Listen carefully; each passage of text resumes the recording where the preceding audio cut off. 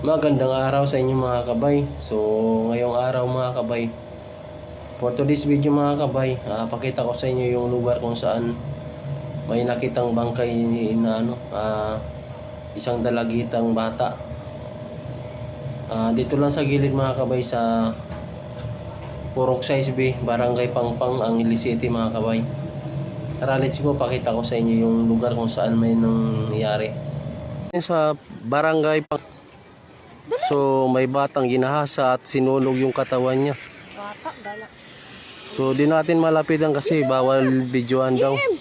Dito na kayo. Ito lang yung pruweba mga kabay na maraming tao kasi kanina sinilip ko. Yung ulo niya sinunog, pati yung ibang parting katawan. Tapos Dito na be.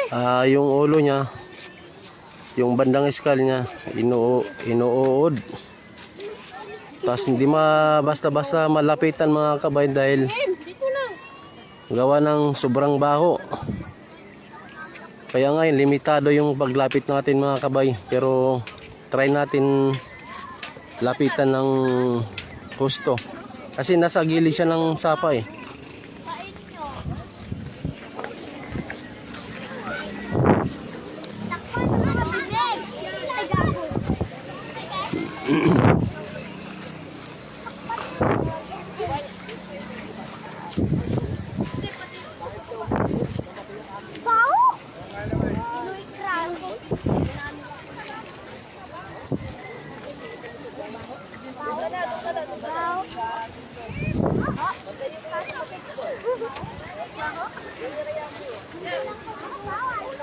Ay, si Lola, oh! So mga kabay dito, wala pa namang kiklaim na magulang na anak nila. So di natin alam kung taga saan to kasi halos ng mga tao dito taga barangay Pangpang.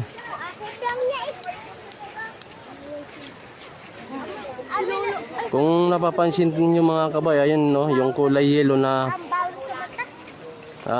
police line, do not across.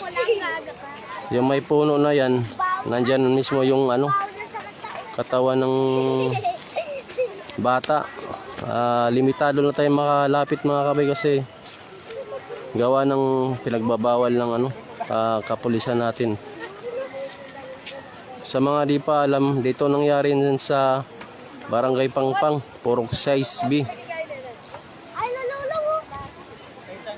Yung parte ng katawan niya na sinunog, yung iba hindi na susunog. Pati yung may nakita ko kanina, yung katawan niya talagang bata pa siya. Ayon sa mga tao nandito, ginahasa raw ito yung bata na to at sinunog.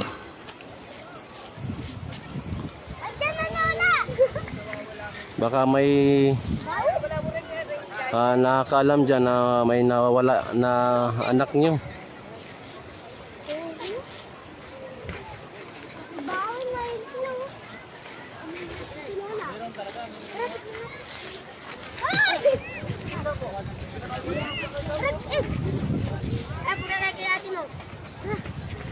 Tara, tayo na lang.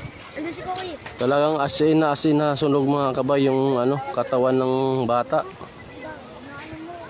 Akala mo uling, pero yung may ibang parting katawan na hindi nasusunog.